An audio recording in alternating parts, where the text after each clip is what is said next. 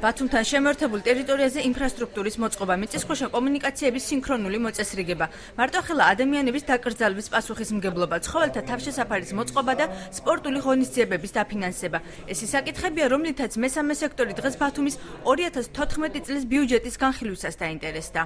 ძირითადად ჩვენი კითხვები ეხებოდა ინფრასტრუქტურულ პროექტებს, განსაკუთრებულ ყურადღება დაუთმეთ შემოერთებულ ბათუმში მიმდინარე სამოვალო, ასე ვთქვათ, პროექტებს, როგორც პასუხი და მივხვდი, საიმედოს არაფერს არ აპირებენ, მთელი შემოსავლები აწყობილია, ასე ვთქვათ, საგაცხადო და იქ გრანტებსა და სხვა შემოსავლებზე. არანაირი სამეწარმეო, როგორც ესეთ ტიპის სხვა ტიპის შემოსავლები ქალაქს არ გააჩნია და ბუნებრივია, ახლა მოქალაქეთა ხარჯზე გადასახადებით ძალიან ძნელია გქონდეს მრავალ მილიონიანი ბიუჯეტი. 2014 წლიდან უკვე ეგრეთ წოდებული ჭაობის დასახლებაში იწყება ეს ინფრასტრუქტურის საქმიანობის განხორციელება და კიდევ უფრო თუ დაუმძიმებთ გადათხრილი უმიზნოდ გადათხრილი ან დროში გადათხრილი ტერიტორიებით, ვფიქრობ უხერხული სიტუაცია იქნება გაგვცეს პასუხი, როგორ არ გაგვცეს, გითხრეს, რომ შეეცდებიან მაქსიმალურად დაახლოვონ ყველა სამსახურის მიერ ჩატარებული ღონისძიება. დასმულ შეკითხვებს ქალაქის მერმა, საკრებულოს თავმჯდომარემ და მერიის საფინანსო სამსახურის უფროსმა უპასუხეს. როგორც მოპასუხემ მხარემ აღნიშნა, შემცირებული ბიუჯეტის ფონზე მხოლოდ მოვლა შენახვის ღონისძიებების დაფინანსებაა შესაძლებელი. სხვა შედარებით მსხვილი ინფრასტრუქტურული პროექტების დაფინანსება კი საქართველოს რეგიონული განვითარების სამინისტროზეა დამოკიდებული.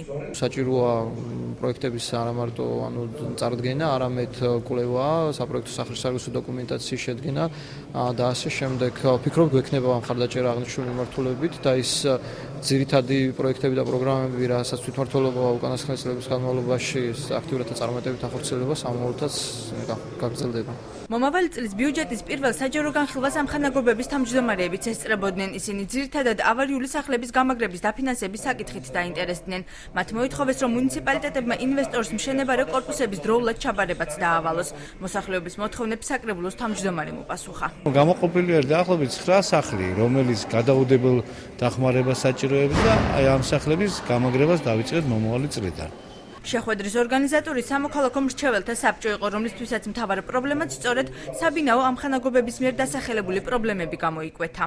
რეალურად უფრო დიდი არის ის ავარიული სახლების რაოდენობა, რომელიც ქალაქში არის და ამიტომ ვფიქრობთ, რომ ამ კუთხით უფრო უნდა გაიზარდოს მერის დაფინანსება და ბიუჯეტში თანხები, მაშინ როცა ვთქვათ კულტურის მიმართულებით და ვთქვათ იგივე ახალგაზრდული მიმართულებით უფრო მეტი თანხარი გათვალისწინებულ. დღევანდელი შეხვედრა მიზნად სამოქალაქო სექტორის შენიშვნების გათვალისწინებას ისახავდა. ბიუჯეტის საჯარო განხილვა გაგრძელდება, აისახება თუ არა სამოქალაქო სექტორის შენიშვნები მომავალი წლის ბიუჯეტში წლის ბოლოს გახდება ცნობილი.